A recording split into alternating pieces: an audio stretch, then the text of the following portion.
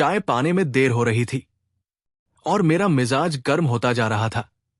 आप तो जानते ही हैं, मैं इंतजार का आदी नहीं। फिर चाय का इंतजार। मेजर वर्मा ने यह बात भांप ली। उन्होंने एक हिट दिया। बोले, चौधरी, उस औरत का फिर क्या हुआ? क्षण भर के लिए चाय पर से मेरा ध्यान हट गया। एक सिहन सी सारे शरीर में दौड़ गई, जैसे बिजली का तार छू गया हो। मैंने चौंक कर मेजर की ओर देखा, पर जवाब देते न बना, बात मुंह से न फूटी। एक अजीब सी बेचैनी में महसूस करने लगा। लेकिन मेजर वर्मा जैसे अपने प्रश्न का उत्तर लेने पर तुले हुए थे। वे एकटक मेरी ओर देख रहे थे। प्रश्न का मेरे ऊपर जो असर हुआ था, उसे मित्र मंडली ने भी भांप लिया। वे लोग अपनी गपशप में लगे थे, पर विंग कमांडर भारद्वाज ने हंसकर कहा, कौन औरत भई? उसमें हमारा भी शेयर है। भारद्वाज की हंसी में न मैंने साथ दिया न मेजर वर्मा ने। वर्मा की उत्सुकता उनकी आंखों से प्रकट हो रही थी। मैं उनकी आंखों से आंख न मिला सका। आप ही मेरी आंखें नीचे को झुक गई। मैंने धीरे से कहा, मर गई। मेजर की छाती में जैसे किसी ने घूंसा मारा। उन्होंने एकदम कुर्सी से उछलकर कहा, रे कब? कल सुबह, मैंने धीरे से कहा। मित्र मंडली की गपशप एकदम बंद हो गई। वे सब मेरी ओर देखने लगे। वातावरण एकदम गंभीर हो गया। मेरे चेहरे पर जो वेदना की रेखाएं उभर आई थी, उन्होंने सभी को अभिभूत कर दिया। सबसे अधिक फील किया मिसेस शर्मा ने। उन्होंने मेरी ओर खिसककर अपने नंगे कंधे मेरे कंधों से छुपा दिए। फिर धीरे से पूछा, कौन थी? थी एक गहरी सांस लेकर मैंने कहा, क्या बीमार थी? बीमार कोई और था, लेकिन मर गई वो। मेरा जवाब असाधारण था और मैं एकाएक उत्तेजित और असंयत हो उठा था। मेजर भी जैसे मेरे जवाब से जड़ बन गए थे। इसी से इस औरत के संबंध में सभी की जिज्ञासा जाग गई। वेटर कब चाय रख गया, इसका ज्ञान भी हम में से किसी को नहीं हुआ। भारद्वाज ने कहा है तो कोई बहुत ही सीरियस केस मालूम पड़ता है। मेजर वर्मा ने बीच ही में बात पकड़ ली। उन्होंने कहा, सीरियस होने में क्या शक है, लेकिन हुआ क्या? क्या पूरा ही किस्सा सुना दूं? मैंने कुछ दर्द भरे स्वर में कहा। मेरे कहने का ढंग शायद कुछ प्रभावशाली था। सभी मेरे मुंह की ओर देखने लगे। भारद्वाज ने कहा, जरूर, पूरा ही किस्सा सुनाइए। मिसेस शर्मा ने चाय का प्याला तैयार किया, मेरी ओर बढ़ाया, कहा, लीजिए, एक सिप लीजिए। मैंने 2 सिप लिए और प्याला एक और टेबल पर रख दिया। फिर मैंने कहा, आप लोग समझते होंगे, ज्यादातर ट्रेजरी शहरों में होती है, क्योंकि वहां संघर्ष है, दिमाग है, कानून है, रुपया है, शान है। सब चुपचाप सुनते रहे। मैं आगे क्या कहना चाहता हूं, इसी पर सबका ध्यान केंद्रित था। मैंने कहा, लेकिन हमारे देहातों में भी कभी ऐसी ट्रेजेडी हो जाती है जो मनुष्यता और सभ्यता को एक करारा चैलेंज देती है। वहां रुपया नहीं है, दिमाग नहीं है, कानून नहीं है, शान नहीं है, केवल दिल है।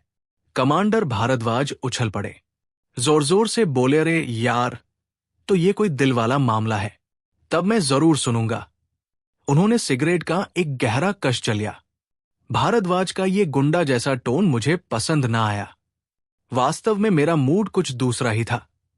मैंने एक व्यंग्यबाण छोड़ा, कहा, क्यों नहीं, माप दिल फेंक जो ठहरे। पर यह कहानी दिल वालों की है। दिल वाले भी बैठे हैं। और एक सिप चाय का लिया। फिर मेजर वर्मा की ओर मुखातिब होकर कहा, आपने तो उसे पुलिस की हिरासत में ही देखा था ना? मेजर ने कहा, जी हां। ओह, उस दिल हिला देने वाले वाक्य को तो मैं जिंदगी भर नहीं भूल सकता। खासकर वो घटना जब पुलिस के अफसर ने तरबूज की मिसाल देकर वो झोला मेरे सामने उलट दिया था। तोबा तोबा। मिसेस शर्मा एकदम बौखला उठीं, बोली, अजी, पहेली न बुझाइए, किस्सा सुनाइए। हुआ क्या? मेजर की आंखें भय से फटीफटी हो रही थी, जैसे अभी भी वे उस झोले से बाहर निकली हुई चीज को देख रहे थे। मैंने उन्हीं को लक्ष्य कर कहा, उस वक्त तक भी पूरा किस्सा मुझे मालूम न था।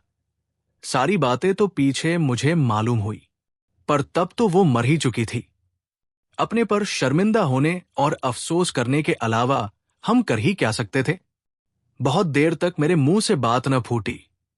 कितनी ही बातें कल्पना और सत्य की मेरे मांस नेत्रों में नाच उठीं। सच पूछिए तो मैं अभी तक उस घटना से मर्माहत न था। अभी एक दिन पहले ही की तो वो घटना थी। घाव ताजा था। इस क्षण उसकी वे आंखें, आंखों की वो वेदना, निराशा और सारी ही मानव सभ्यता को धिक्कार का संदेश, जो मृत्यु के समय उसके निष्पन्न होंठ दे रहे थे, मेरे नेत्रों में भी खड़े हुए। मेरा कंठ रुक गया। मिसेस शर्मा बहुत विचलित हो गई। उन्होंने कहा, जाने दीजिए। यदि आपको वो किस्सा सुनाने में तकलीफ हो रही है तो मत कहिए। आप चाय लीजिए। उन्होंने एक ताजा प्याला तैयार कर मेरे आगे बढ़ाया। उनकी उंगलियां कांप रही थी और उद्वेग तथा भावावेश से उनका हृदय आंदोलित हो रहा है, ये स्पष्ट दिख पड़ता था। प्याले की ओर मैंने आंख उठाकर भी न देखा और मैंने किस्सा कहना शुरू किया। वो हमारे ही गांव की लड़की थी।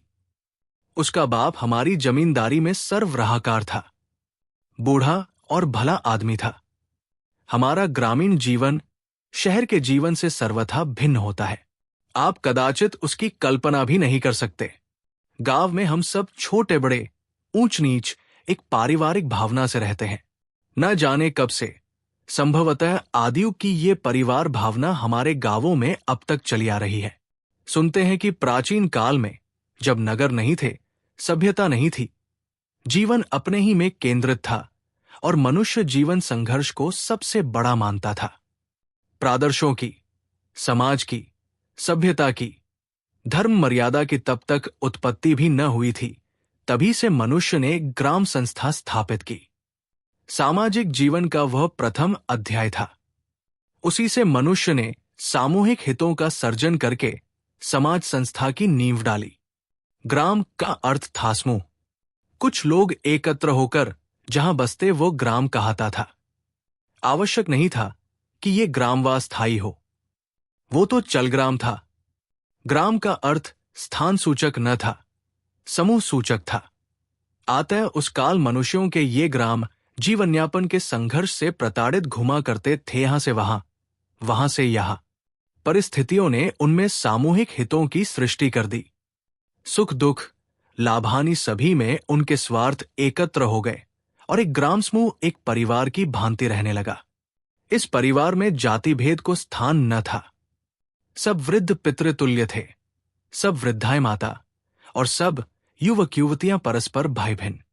उनका सबका एक ग्राम था, एक गोत्र था। गोत्र का अर्थ था चरागाह, जहां उनके पशु चरते थे। एक ग्राम का परिचय दूसरे ग्राम के मनुष्यों से इसी ग्राम गोत्र के द्वारा होता था। प्रत्येक ग्राम और गोत्र का एक कुलपति होता था। उसी के नाम से वो ग्राम गोत्र प्रसिद्ध होता था। शताब्दियां बीती, सहस्राब्दियां बीती, नगर बसे, सभ्यता का विकास होना, जीवन के आदर्श बदले, क्रम बदला, समाज बदला, बदलता चला गया। गांवों में भी ये परिवर्तन पहुंचा। सहस्राब्दियों के प्रभाव से गांव भला अछूते कैसे रह सकते थे। अब गांव स्थान के अर्थ में था, समूह के अर्थ में नहीं। अब लोगों की बस्ती को गांव कहते थे। समाज में अनेक जातियां हो गई थी। गंगो गांव में भी अनेक जातियां बसती थी। हिंदू थे, मुसलमान थे। हिंदुओं में भी ब्राह्मण थे, क्षत्रिय थे, जाट थे, अहीर थे, लुहार थे, भंगी थे, चमार थे, धोबी थे, नाई थे। समाज की व्यवस्था के अनुसार वे अपना अपना काम करते थे। गांवों में किसानों की ही बस्ती अधिक होती है। जो लोग किसान और किसानों के उपजीवी नहीं होते, वे शहरों में, कस्बों में बसते हैं। जो लोग वहां बसते हैं, उनकी वहां संपत्ति भी है। जमींदार हैं, किसान हैं, उनके खेत हैं, घर बार है। किसी के कम, किसी के अधिक। कोई रईस है, कोई अमीर। इस प्रकार समाज के संगठन का, व्यवस्था का, राजसत्ता का, कानून का, धर्म काजभी का युगवर्ती प्रभाव गांवों पर पड़ा है। उनसे उनमें परिवर्तन भी पाया है। पर एक प्राचीनतम बात अभी तक गांवों में चली आ रही है। वो है परिवार भावना। गांव की बूढ़ी भंगन को भी गांव के ब्राह्मण की पतोहू सास कहकर पाव पड़ती है। गांव की प्रत्येक लड़की गांव के प्रत्येक लड़के की बहन और प्रत्येक प्रौढ़ की लड़की है। गांव में सब छोटे बड़ों का संबंध चाचा, ताऊ, भाई, भतीजा, देवर, भाभी, काकी, ताई आदि पारिवारिक संबंध है। यहां तक कि गांव की लड़की जिस दूसरे गांव में ब्याही जाती है, उस गांव का पानी भी न पीने वाले वृद्ध पुरुष अब भी गांवों में जीवित है। यह है हमारे गांवों की परिवार परंपरा, शताब्दियों, सहस्राब्दियों से चली आती हुई। हां, तो मैं उस लड़की की बात कह रहा था। वो हमारे गांव की लड़की थी और हमारी जमींदारी की सरबराहदार की बेटी थी। हमारा घर जमींदार का घर था। गांव के सारे ही स्त्री पुरुष हमारी रैयत थे। वे हमारे घर आते जाते रहते थे, स्त्रियां भी, पुरुष भी, काम से भी और बेकाम से भी। बाहर पिताजी का दीवान खाना और भीतर जनाने में माताजी का कमरा आने जाने वाले स्त्री पुरुषों से भरा ही रहता था। हवेली हमारी बहुत भारी थी। 57 के गदर में अंग्रेज सरकार ने हमारे दादा को 21 गांव इनाम दिए थे और तभी हमारे दादा ने अपनी हवेली के लिए इतनी जगह घेर ली थी कि उसमें आधा गांव समा जाता था। सस्ते का जमाना था। राज बड़ी उन दिनों 2.5 आना रोज मजदूरी लेते, मजदूर 1 आना। बड़े बड़े मेहराब, मोटी मोटी दीवारें, लंबे लंबे दालान भी आज भला बन सकते हैं। अब तो हम उनकी मरम्मत भी नहीं कर सकते। हवेली वीरान होती जा रही है। अब तो न हाथी, न घोड़े, न रथ, न बहली, इनके सब थान वीरान पड़े हैं। अब तो सिर्फ ये मोटर है और हम हैं। मैं असल बात से दूर होकर बहकता जा रहा था। भीतर मेरे रक्त में एक गर्मी सी आ रही थी और जोश में ये सब बातें मैं कहे जा रहा था, एकाएक मुझे ध्यान आया। असल मुद्दे की बात तो पीछे ही रह गई, परंतु सब सन्नाटा बांधे सुन रहे थे। सब जैसे किसी अतीत उदारचित वातावरण में पहुंच चुके थे। मैंने जरा रुककर कहना शुरू किया। उन दिनों मैं कॉलेज में लॉ का फाइनल दे रहा था। दशहरे की छुट्टियों में जब मैं घर पाया तो पहली बार उसे देखा देखा कहना ठीक न होगा। मुझे कहना चाहिए, पहली बार मेरा ध्यान उसकी ओर गया। इससे पहले बहुत बार देख चुका था रूखे बिखरे बाल, मैला मोटा प्रोढ़ना, पुराना घाघरा, नंगे धूल भरे पैर, पर रंग गोरा। लेकिन गांव में ऐसी बहुत लड़कियां थी। राहवां में, खेत में बहुधा मिल जाती थी। मैं तो जमींदार का लड़का था, शहर में पढ़ता था। सूट बूट पहनकर ठसक से गांव में निकलता था। सो किसी लड़की लड़के की क्या मजाल जो मुझसे बात करे। मुझे देखते ही वे सहम कर पीछे हट जाते थे। जो समझदार होते थे वे सलाम करते थे। सयानी लड़कियां ओट में छिप जाती थी, छोटी कौतुक से मुझे देखती थी। इसी से इस लड़की पर भी पहले कभी मेरा ध्यान नहीं गया, पर इस बार की बात जुदा थी। मैं घर कोई 1.5 साल में आया था। पिछली गर्मी की छुट्टियों में यूनिवर्सिटी की टीम कश्मीर चली गई थी। मैं भी उसमें चला गया था। आते छुट्टियों में घर नहीं आया था। घर में दशहरे की सफाई सजावट की धूमधाम थी। भाभियां घर सजाने में व्यस्त थी और वो उनकी सहायता कर रही थी। अब उसके बाल बिखरे न थे, ठीक ठीक वालों की मांग निकली थी। कपड़े सलीके के शहरी ढंग के बारीक और बढ़िया थे। स्वस्थ तारुण्य उसकी एड़ियों में झांक रहा था। जीवन की ताजगी से वो लहलहा रही थी। जीवन में पहली ही बार किसी लड़की को मैंने ऐसी रुचि से देखा था। उसका चेहरा गुलाब के समान रंगीन और आंखें तारों के समान चमकीली थी। वो हंसती नहीं थी, फूल बखेरती थी, चलती न थी, धरती को डगमग करती थी। मैं क्या कहें, मुझे एक ही क्षण में ऐसा प्रतीत हुआ कि जैसे 10-5 अंगीठियां मेरे अंग में धधक रही हैं और मैं तपकर लाल हो रहा हूं। आग की लपटें मेरी आंखों से निकलने लगी और मैं वहां से लड़खड़ाता हुआ ऊपर कमरे में आकर औंधे मुंह पलंग पर पड़ रहा। मैंने समझा मुझे बुखार चढ़ गया है। इतना कहकर मैं जरा चुप हुआ। बीते हुए दिन एक एक करके मेरे नेत्रों में आने लगे, लेकिन कमांडर भार्गव बेचैन हो रहे थे। उन्होंने इत्मीनान से कुर्सी पर आसन जमाते हुए कहा, कहे जानो, कहे जाओ दोस्त, मामला ठंडा मत होने दो। उन्होंने नई सिगरेट सुलगाई। मैंने आगे कहना प्रारंभ किया। वो मुझे देखकर लजाई थी, मुस्कराई थी, भाभी की ओट में छिप गई थी। छिपकर उसने फिर मुझे देखा था। वो सब देखना, मुस्कराना, छिपना, लजाना अब सिनेमा की तस्वीर की भांति अनेक बार, 100 बार, 1000 बार तेजी से मेरी आंखों में घूम रहे थे। मेरा सिर घूम रहा था। धरती आसमान भी सब शायद घूम रहे थे। बहुत देर तक मेरी यही हालत रही, पर फिर मुझे जरा सी नींद आ गई। जगने पर मेरा मन कुछ शांत था। मुझमें समझ आ गई थी। अभी हृदय मेरा कोरा था, तारुण्य मेरा निर्दोष था। इस प्रथम विकार पर मुझे लज्जा आई। मुझे लगा ये खराब बात है। गांव की सभी बहुबेटियां मेरी बहनें हैं। पिताजी ने कई बार ये कहा है, हम जमींदार हैं, इससे और भी हमारा गौरव बढ़ जाता है। मुझे ऐसा न सोचना चाहिए। ये मेरी प्रतिष्ठा मर्यादा के सर्वथा विपरीत है। मैं मन ही मन अपने को धिक्कारने लगा और एक बारगी ही उसे मन से निकाल फेंका।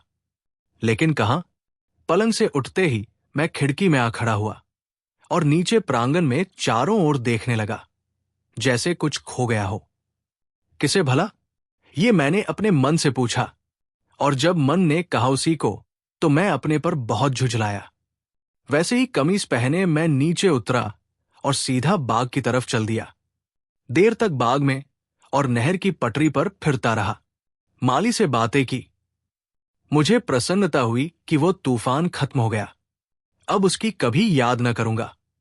वाहियात बात पर रात को बहुत देर तक नींद न आई। उसका वह मुस्कराना, लजाकर भाभी की ओट में छिपकर देखना। वाहियात, वाहियात, ये सब खुराफात, गंदी बातें हैं। भला इनसे मुझे क्या सरोकार? लेकिन नींद नहीं आ रही थी। मैंने एक मोटी सी कानून की किताब उठा ली और एक कठिन कानूनी नुक्ते पर कुछ रूलिंग्स पढ़ने लगा। लेकिन वहां तो प्रत्येक अक्षर की ओट से वो झांक रही थी, मुस्करा रही थी। धुत! भारद्वाज जोर से हंस पड़े। मैंने कहा, ठीक है, आप हंस सकते हैं। मेरे दुष्चरित्र और दुराचार का ये प्रमाण जो आपको मिल गया। मैं चुप हो गया और मैंने आंखें बंद कर ली। लेकिन वही तरबूज, एक प्रकार से मैं चीख उठा। मेजर वर्मा ने कहारने दीजिए। बाकी कहानी फिर कभी सुन ली जाएगी। अभी आपकी तबीयत दुरुस्त नहीं है। लेकिन मैंने कहना प्रारंभ कर दिया। दूसरे दिन मैंने उसे नहीं देखा। ये नहीं कह सकता कि देखना नहीं चाहा, पर मैंने अपने मन को रोकने में कोई कोरकसर नहीं रखी। पर बेकार, उसकी छिपी हुई नजरें झांकती ही रहीं। उसके होंठ मुस्कराते ही रहे। मैंने सुना उसकी सगाई हो गई है और इसी साहलग में उसका ब्याह होगा। दशहरे के दिन मेरा तिलक चढ़ा। बहुत धूमधाम हुई। गाजे बाजे, जश्न दावत, कहां तक कहूं। पिता का सबसे छोटा बेटा था। वे सबसे अधिक मुझको प्यार करते थे। भीड़ भाड़ में एक होकर मैंने देखा। हर बार मुझे प्रतीत हुआ वो मुझको देख रही है। छुट्टियां समाप्त होने पर मैं हॉस्टल में लौट आया। धीरे धीरे वो उन्माद बीत गया। स्मृति अवश्य बनी रही, वो भी धुंधली होते होते छिप गई। अगले वर्ष मेरी शादी हुई। सुषमा ने आकर मेरे जीवन को एक नया मोड़ दिया। सुषमा जैसी पत्नी पाकर मैं कृतार्थ हो गया। वो जैसी सुशिक्षिता है, वैसी ही शीलवती, परिश्रमी और हंसमुख स्वभाव की है। उसके प्रेम, सेवा और विनय से मैं उसमें लीन हो गया। उस लड़की की याद करके और अपनी हिमाकत का विचार करके कभी कभी मुझे हंसी आ जाती थी, पर कभी मैंने किसी से अपने मन का ये कलुष कहा नहीं। परीक्षा पास करके मैं घर पर रहकर जमींदारी की देखभाल करने लगा। खेती और बागबानी का मुझे शौक था। उसमें मैंने मन लगाया। बड़े भाई डिप्टी कलेक्टर होकर बिहार चले गए थे। पिताजी का स्वर्गवास हो गया। मंझले भाई भी केंद्र के शिक्षा विभाग में अंडर सेक्रेटरी हो गए। घर पर केवल मैं अकेला रह गया। दिन बीतते चले गए। 3 बरस बीत गए और ईश्वर की कृपा से सुषमा की कोख भरी। मेरे आनंद का ठिकाना न रहा। एक दिन बूढ़े सरवराह का रोते हुए मेरे पास आए। चौवारे आंसू बहाते हुए उन्होंने कहा, बर्बाद हो गया छोटे सरकार, लुट गया। लड़की मेरी विधवा हो गई, उसकी तकदीर फूट गई। मेरी इकलौती बेटी थी सरकार, उसे बेटा बनाकर पाला था, उस पर ये गाज गिरी। बूढ़ा बहुत देर तक रोता रहा। यद्यपि वे सब बातें मैं भूल चुका था, पर स्मृति के चिन्ह तो बाकी ही थे। सुनकर मुझे दुख हुआ। बूढ़े को तसल्ली दी, और जब वो चला गया, एक बूंद प्रांसु मेरी आंख से भी टपक पड़ा। वाहियात बात थी, लेकिन मन का सच्चा तो सदा से हूं। मेरा मन द्रवित हो गया। बूढ़े ने कहा था कि वो उसे यहां ले आया है, तब एक बार उसे देखने की भी लालसा हो गई। पर वो सब बात मन की थी, मन में रही। महीनों बीत गए। कभी कभी उसका ध्यान आता, दया आती, पर कुछ विशेष आकर्षण न था। सुषमा धीरे धीरे कमजोर और पीली पड़ती जा रही थी। मुझे उसकी चिंता थी। ज्यों ज्यों डिलीवरी का समय निकट आ रहा था, मेरी उद्विग्नता बढ़ती जाती थी। सब कारणों से मैं उस बेचारी विधवा को भूल ही गया। सुषमा के प्यार ने मुझे अभिभूत कर लिया था। सुषमा मेरे जीवन का आधार थी, और अब मैं इस प्रकार के विचारों को भी मन में रखना पाप समझता था। मुझे पाकर सुषमा भी खुश थी। वो देवता की भांति मेरी पूजा करती थी। मिसेस शर्मा एकदम द्रवित हो उठीं। उन्होंने कहा, भई बंद करो, आप सचमुच देवता है। आप जैसा पति पाने के कारण मैं तो सुषमा बहन से ईर्ष्या करती है। मैं जैसे चीख पड़ा। मेरे गले की नसें तंग गई और मुट्ठियां भिंच गई। मैंने कहा, श्रीमती जी, जल्दी अपनी राय कायम न कीजिए, पूरी कहानी सुन लीजिए। मेरी बहशत और भावभंगी देख मिसेस शर्मा डर गई। वे फटीफटी आंखों से मेरी ओर टुकुर टुकुर देखने लगी। मैं इस योग्य न था कि इस समय उनसे अपने अशिष्ट व्यवहार के लिए क्षमा मांगूं। मैंने कहानी आगे बढ़ाई। एक दिन देखता क्या हूं कि वो सुषमा के पास बैठी है। इस समय वो यौवन से भरपूर थी। उस समय यदि वो खिलती कली थी, तो आज पूर्ण विकसित पुष्प। परिधान उसका साधारण था, पर स्वच्छता और सलीका, जो बहुधा देहात में नहीं देखा जाता, उसकी हर अदा से प्रकट होता था। उसका रंग अब जरा और निखर गया था। अंग भर गए थे और रूप की दोपहरी उस पर चढ़ी थी। अथवा एक ही शब्द में कहूं तो वो इस समय वसंत की फुलवारी हो रही थी। एकाएक मैंने उसे पहचाना नहीं, पर दूसरे ही क्षण जब उसने उठकर हाथ जोड़कर मुस्कराकर मुझे प्रणाम किया, मैंने उसे पहचान लिया। हाय री तकदीर! वही मुस्कुराहट, वही चितवन। क्षण भर को मेरे शरीर में रक्त की गति रुक गई और मेरे पैर कांपने लगे। साहस करके मैंने पूछा, अच्छी हो? तो उसने लाज से सिर झुकाकर सिर्फ जी कह दिया। छी छी! फिर वो भूली हुई बातें न जाने कहां से जीवित हो उठीं। वही मुस्कुराना, छिपना, और आंखें। मैं तेजी से वहां से भाग पाया। सीधा ऊपर जा दरवाजा बंद कर अपने शयनागार में आ पड़ा, एक आहत हिरन की भांति, जिसे अभी अभी शिकारी ने तीर मारा हो। उस दिन मैंने खाना नहीं खाया, सिरदर्द का बहाना करके पड़ा रहा। सुषमा की परेशानी ने मुझे और भी पागल बना दिया। कभी यूडी कोलोन सिर पर डालती, कभी नर्म गर्म हथेलियों से सिर दबाती, कभी बाल सहलाती, कभी डॉक्टर बुलाने का आग्रह करती। मुझ बेईमान, पाखंडी, मक्कार के लिए वो उस एक ही दिन में आधी रह गई। मैंने जलती हुई आंखों से मिसेस शर्मा की ओर देखा और कहा, कहिए, अब भी आपको सुषमा पर ईर्ष्या होती है, परंतु अभी जरा और ठहर जाइए। एकाएक मेरी आवाज मुर्दे की जैसी मरी हुई हो गई। खूब जोर लगाकर मैं कहने लगा। दूसरे दिन सुबह होते ही मैं जमींदारी के जरूरी काम का बहाना करके इलाके पर चला गया। 6-7 दिन तक मैं घर नहीं लौटा। आप दाद दीजिए मेरे जानवरपन की। जबकि सुषमा की ये हालत थी, इस कदर नाजुक, कोई उसे देखने वाला न था। पहली ही डिलीवरी थी उसे, और मैं नफ्स का गुलाम कहां, किस हालत में फिर रहा था। मैं आपसे नहीं छिपाना चाहता कि मुझे न खाना भाता था, न नींद आती थी, न दिन में चैन पड़ता था, न रात को कल पड़ती थी। वही शैतान आंखें, वही मुंह छिपाकर मुस्कराना, वही गहरे गुलाबी गाल, कमबख्त न जाने कहां से उभरे चले आते थे मेरी बदनसीब नजरों में, जैसे मेरे रक्त की प्रत्येक बूंद में उन आंखों का खेत उगाया था। उस चितवन की, उस मुस्कान की रिमझिम बरसात हो रही थी। जी हां, एक क्षण को भी मैं उसे न भूल सका। एक क्षण को भी मैंने सुषमा को याद नहीं किया। एक क्षण को भी मैंने उसकी असहायावस्था पर गौर न किया। अंत में मैंने अपने आप को धिक्कारा, मन में पक्का इरादा किया, उस शैतान को मैं गांव से निकाल दूंगा, एक क्षण भी न रहने दूंगा। 7वें दिन मैं घर लौटा। अभी दहलीज पार करके मैं सुषमा के कमरे में जा ही रहा था कि देखता क्या हूं, सामने से वो आ रही है। मुझे देखकर वो ठिठक रही। निकट आने पर उसने मुस्कुराकर और हाथ जोड़कर मुझे नमस्कार किया। फिर वो मुस्कुराती हुई ही चली गई। अजी, मुस्कुराती हुई नहीं, मेरे मन में छिपी समूची वासना का सांगोपांग विवरण पढ़ती हुई। वो गहरे लाल रंग का लहंगा और उस पर चिलकेदार दुपट्टा लिए हुई थी। भाड़ में जाइए। गुस्से से होंठ चबाता हुआ मैं सुषमा के कमरे में पहुंचा। कल ही से उसे ज्वर था।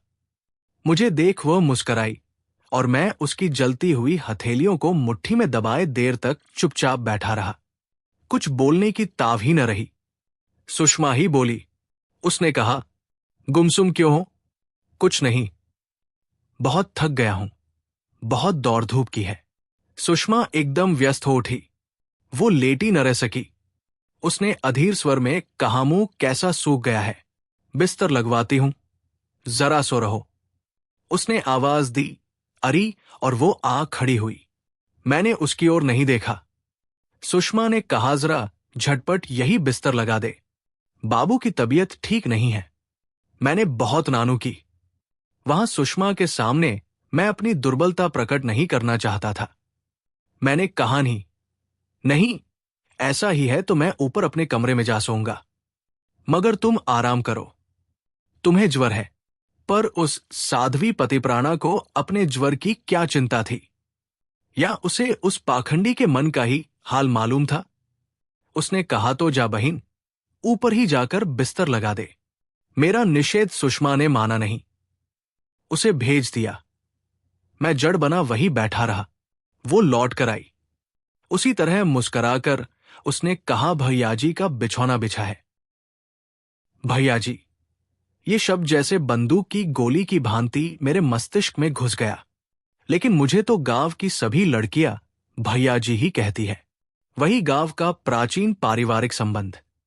परंतु इस समय तो ये शब्द मेरे मुंह पर एक तमाचा था। मैं वहां न ठहर सका। तेजी से उठकर ऊपर अपने कमरे में बिस्तर पर आ पड़ा। कमरे की चटखनी भीतर से चढ़ा ली। क्यों? मैं कह नहीं सकता। बहुत देर तक मैं सोता रहा। जब उठा तो शाम हो चुकी थी। उठकर मैं सीधा सुषमा के पास जा बैठा। क्षण भर बाद ही वो चाय लेकर आई। चाय टेबल पर रखकर चली गई। सुषमा जानती थी कि मैं इंतजार नहीं कर सकता, खासकर चाय का। पर यह बात क्या वह भी जानती है? उसके जाने के बाद मैंने सुषमा से कहा, क्या इसे तुमने नौकर रख लिया है? उसने हंसकर कहा, नहीं, बहुत अच्छी लड़की है। मुझे अकेली और बीमार देखा तो आप ही मेरे पास आ गई। तभी से घर के कामकाज में जुटी है। तुम्हारे जाने के बाद से रोज ही दिन भर यही रहती रही है। कितना सहारा मिला मुझे इससे। तुम्हारे ऊपर जाने के बाद ही मैंने इससे कह दिया था कि तुम चाय का इंतजार नहीं कर सकते। चाय तैयार कर देना। सब बातें मुझसे पूछकर ये न जाने कब से बैठी इंतजार कर रही थी। सुषमा हंस दी और मैंने मन का उद्वेग छिपाने को एक बिस्कुट समूचा ही मुंह में ठूस लिया। अब मेरे जीवन का नया अध्याय प्रारंभ होने में देर न थी। मुझे सुषमा शीघ्र ही कुसुम कोमल पुत्र देगी, जो हम दोनों के प्रेम का जीता जागता प्रमाण होगा। अब मुझे इस शैतानी विचार को मन में नहीं लाना चाहिए। फिर मेरा अपना चरित्र है, प्रतिष्ठा है, उसका भी तो ख्याल रखना चाहिए। जैसे मेरे भीतर एक नए बल का संचार रहा। मेरे ओठों पर हंसी खेल गई। मैंने बड़े आनंद से चाय का एक प्याला अपने हाथ से बनाकर सुषमा को दिया। सुषमा आनंद से विभोर हो गई। कुछ तो अपनी अस्वस्थता के कारण और कुछ मुझे अस्त व्यस्त देखकर वो बहुत परेशान हो गई थी। अब मेरे हाथ से प्याला लेकर वो खुश हो गई। उसने कहा, अब तो कुछ ही दिनों की बात है। उसकी आंखें हंस रही थी और मैं आनंद सागर में गोते लगा रहा था। अपनी मूर्खता पर मैं मन ही मन हंसने लगा। चुड़ैल कही कि धुत धुत। सुषमा ने कहा, जाओ जरा घूम आयो, तबीयत ठीक हो जाएगी। खाओगे क्या? मिसरानी से कह दो। मैंने कहा, सुषमा आज तो मैं तुम्हारे साथ ही खाऊंगा, जो चाहे बनवा लो, लेकिन उठना नहीं, तुम्हें ज्वर है, जरा शरीर का ध्यान रखो। स्त्रियां कितनी भावुक और कोमल होती हैं। मेरी इतनी ही सी बात पर सुषमा गदगद हो गई और मैं अपने को 30 मार्खा समझने लगा था। अपनी समझ में तो मैंने मन का सारा ही मैल धो डाला था। अब तो दिल में कहीं किसी कोने में भी न वो हंसी थी न चितवन। इसे कहते हैं मार पर विजय। मदन दहन शिव ने इसी भांति किया था। बुद्ध ने भी मार पर इसी भांति विजय पाई थी। मैं कपड़े बदलकर ज्यों ही सीढ़ियों से उतरा, देखता क्या हूं, वो सुषमा के लिए एक कटोरा दूध लेकर उसके कमरे में जा रही है। मैंने मन में कहा, इसकी ओर देखना ही न चाहिए। मैं आंखें नीची किए 10 कदम बढ़ गया। वो भी उसी भांति आंखें नीची किए आगे बढ़ गई, लेकिन न जाने क्यों मैंने ठिठकर मुंह फेरकर उसकी ओर देखा। छी छी, वो भी मुंह फेरकर मेरी ओर देख रही थी। मुझे उचटकर देखते देख वो चल दी। गुस्से से मेरा शरीर कांपने लगा और मैं तीर की भांति वहां से बाहर निकल गया। कमांडर भारद्वाज जब्त न कर सके, ठठाकर हंस पड़े। बोलिए, गुस्सा किस पर था, उस पर या अपने पर? क्षण भर को सभी के चेहरों पर मुस्कान दौड़ गई, पर मिसेज शर्मा बहुत गंभीर थी। मेरे ऊपर घड़ों पानी गिर गया। मेरी वाणी रुक गई। बहुत देर तक कोई न बोला। मेजर वर्मा एकाएक बहुत उत्तेजित हो उठे। वे कुर्सी से उछलकर खड़े हो गए। हाथ की सिगरेट उन्होंने फेंक दी और तेज नजर से मेरी ओर ताकने लगे।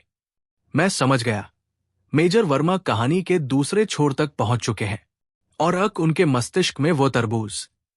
मेरे होंठ नीले पड़ गए और आंखें पथरा गई। मैंने एक असहाय मूक पशु की भांति, जिसकी गर्दन पर छुरी चलने वाली हो, करुण कातर दृष्टि से मेजर वर्मा की ओर देखा। मिसेज शर्मा घबरा गई। उन्होंने कहा, आपकी तबीयत तो एकदम बहुत खराब हो गई है चौधरी साहब। नहीं, मैं ठीक हूं, कुछ प्रकृतिस्थ होते हुए मैंने कहा। मेजर वर्मा चुपचाप कुर्सी पर बैठकर मेरी ओर ताकते रहे। मरे हुए स्वर में मैंने कहा, मेजर, सारी बातें मैं न बता सकूंगा।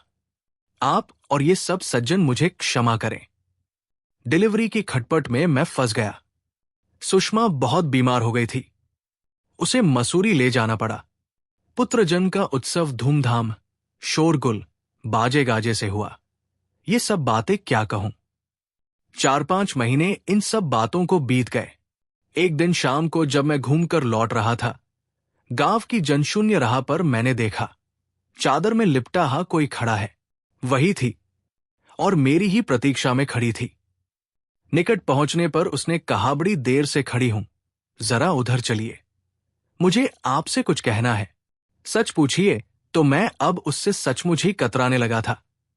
वो नशा तो काफूर हो चुका था और इधर महीनों से उससे मुलाकात ही नहीं हुई थी। मेरी बिल्कुल इच्छा नहीं थी कि मुझे एकांत में उससे बात करते कोई देख ले, पर मैं उसका अनुरोध न टाल सका। मैंने कहा, क्या बहुत जरूरी बात है? उसकी आंखें भर आई। उसने धीरे से कहा, जी हां। और जब हम रास्ते से हटकर उस बड़े बरगद की छां में गए, तब चारों ओर अंधेरा फैल चुका था।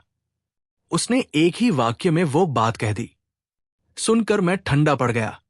मेरे मुंह से बात न निकली। बहुत देर वो मेरे उत्तर की प्रतीक्षा करती रही। फिर उसने धीरे से कहा, आपको मैं न किसी झंझट में डालना चाहती हूं, ना आप पर मैं कोई बोझ लादना चाहती हूं। सब कुछ मैं स्वयं भुगत लूंगी। परंतु पिताजी का देहांत हो चुका। मेरा अब पृथ्वी पर कोई नहीं है। आप गांव के राजा हैं, रियाया के माई बाप हैं।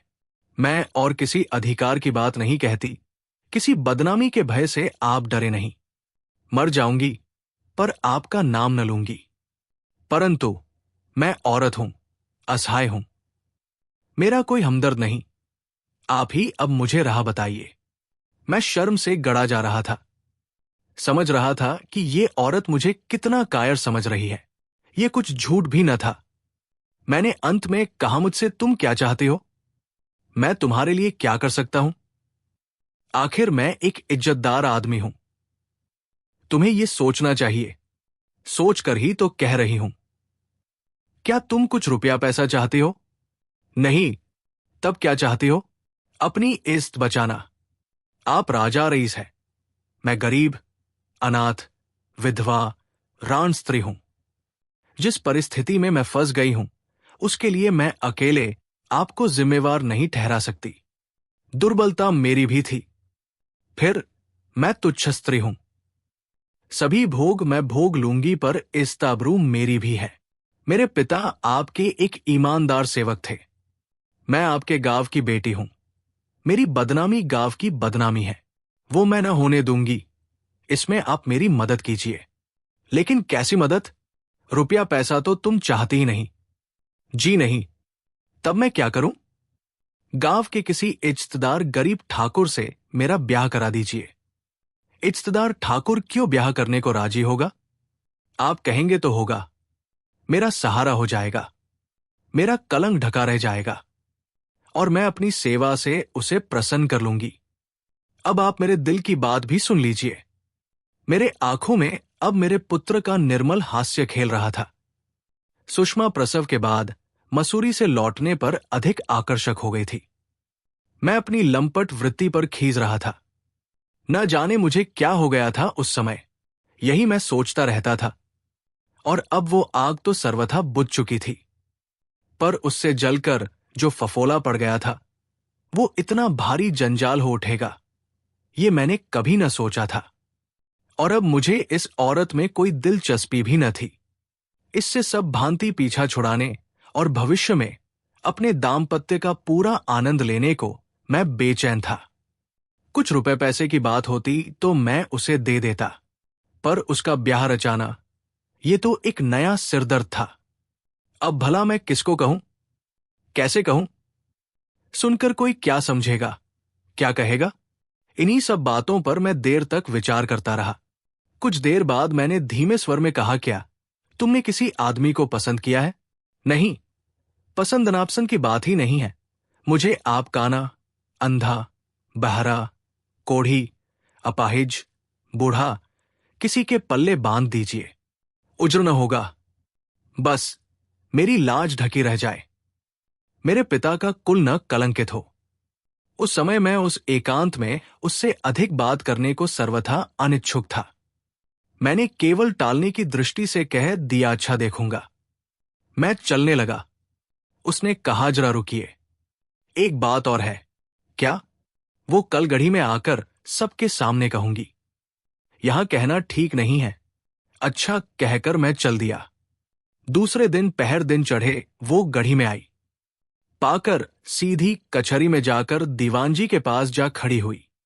उसने कहा, छोटे सरकार से अर्ज करने आई हूं। दीवान जी उसे मेरे पास ले आए। धड़कते हृदय से मैं सोच रहा था, अब ये यहां किस लिए आई है? परंतु उसने एक साधारण रैयत की भांति अधीनता दिखाकर कहा, सरकार, मैं असहाय विधवा स्त्री हूं। मेरे पिता ने मरते दम तक रियासत की ईमानदारी से सेवा की है। अब न मेरे माँ बाप है, न कोई हित संबंधी। आप गांव के राजा है, इसी से मैं आपकी शरण आई हूं। मेरा दम घुट रहा था, पर मैंने मन पर काबू रखकर पूछा, क्या चाहिए तुम्हें? सरकार, एक भैंस यदि मुझे खरीद दें तो उसका दूध घी बेचकर अपना भी पेट पालूंगी, सरकार का भी कर्जा चुका दूंगी। मैंने बिना किसी आपत्ति के उसे भैंस खरीदवा दी। वो कहती तो मैं उसे 2-4 हजार रुपए भी दे सकता था। मैं जानता था कि ये उसका अधिकार था, पर उसने तो मुझसे केवल वही मांगा जो कोई एक साधारण रैयत जमींदार से मांगती है। अब ये कैसे कहूं कि उसकी ये मांग मेरी प्रतिष्ठा के लिए ही थी या उसकी प्रतिष्ठा के लिए। उसके बाद वो और 2-4 बार मुझसे एकांत से मिली और ब्याह की बात पर उसने जोर दिया। मैंने टालटूल की और अंत में मैंने साफ इनकार कर दिया। उस दिन अकस्मात पुलिस दल बल सहित उसे लेकर गढ़ी में आ गई। मामला क्या है, इसे जानने के लिए उसके साथ बहुत लोगों की भीड़ थी। सब भांति भांति की बातें कर रहे थे। पुलिस वालों ने उसे मारा पीटा भी था। चोट के निशान उसके मुंह और शरीर पर थे। उसके वस्त्र जगहजगे फट गए थे, बाल उसके बिखरे थे और चेहरे पर मुर्दनी छाई थी। आंखें उसकी फटी फटीसी हो रही थी। शरीर में जगहजगे खून लगा था, ओठों से भी खून बह रहा था। पुलिस का अफसर सुशिक्षित तरुण था।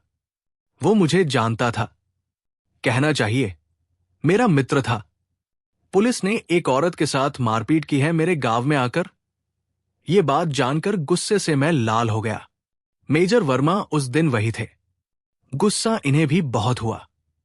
हम लोगों ने पुलिस को खूब खोटी-खरी सुनाई। मैंने कहा उसने क्या जुर्म किया है, क्या नहीं, इसकी बात मैं नहीं कहता, पर आपको इसे मारने पीटने का कोई अधिकार न था। पुलिस अफसर ने शांतिपूर्वक हमारा, मेरा और मेजर साहब का गुस्सा सहन किया।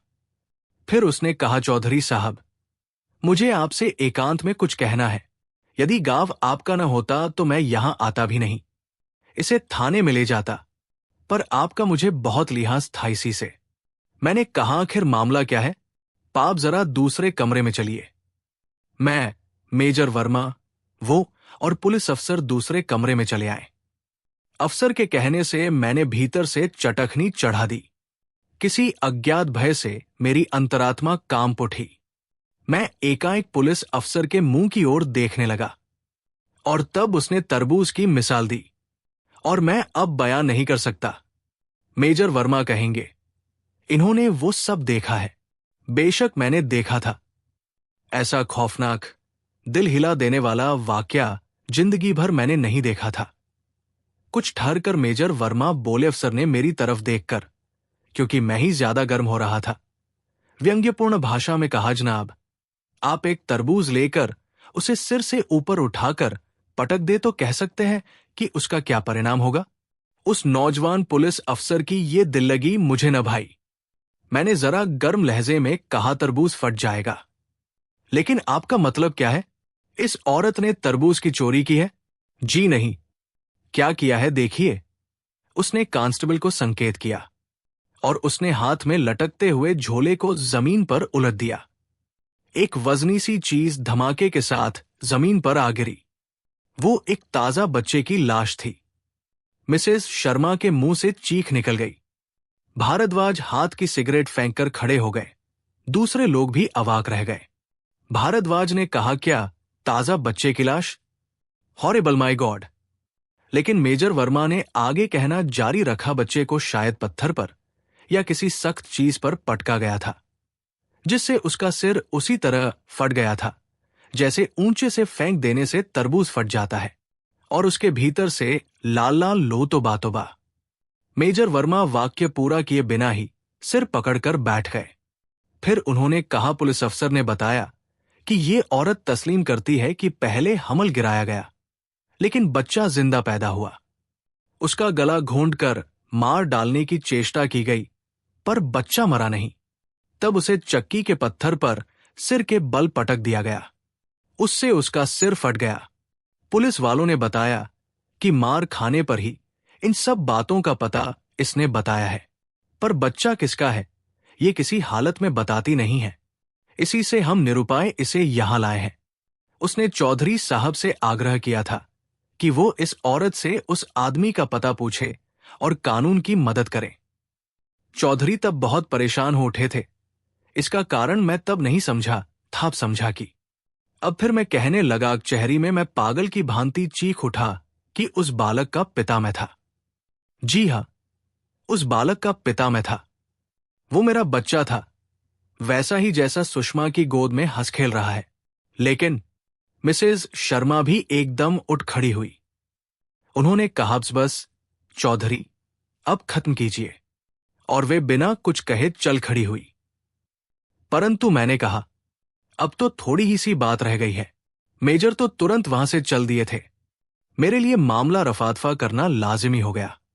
पुलिस को विदा कर और अपराध का खोज पता मिटाकर उसे मैंने उसके घर भिजवा दिया। थोड़ी ही देर बाद एक पड़ोसी के हाथ उसने भैंस मेरे पास भिजवा दी और इसके कुछ ही देर बाद मुझे सूचना मिली कि वो मर गई। कहानी खत्म हो गई और सन्नाटा छा गया। चाय प्यालों में भरी हई ठंडी हो गई थी, पर किसी ने उसे छुआ भी नहीं। एक एक करके चुपचाप सब लोग उठकर चल दिए। मुझे प्रतीत हुआ जैसे एक लानत की नजर मेरे ऊपर फेंककर। मैं खामोश बैठा था। मेरा सिर घूम रहा था। आंखों में उस झोले में से निकली हुई चीज और सुषमा की गोद में खेलता हंसता हुआ मेरा पुत्र। होठों से खून बहाती फटे कपड़ों में लांछिता वो नारी और गहिनी गौरमंडिता सुषमा, सब मूर्तियां जैसे घुल मिलकर मेरे चारों ओर तेजी से चक्कर काट रही थी। भय और आवेश से मैं चिल्ला उठा। मुझे इतना ही होश है, मेजर वर्मा ने किस तरह मुझे घसीटकर अपनी मोटर में डाला था। इसके बाद तो मैं बेहोश हो गया।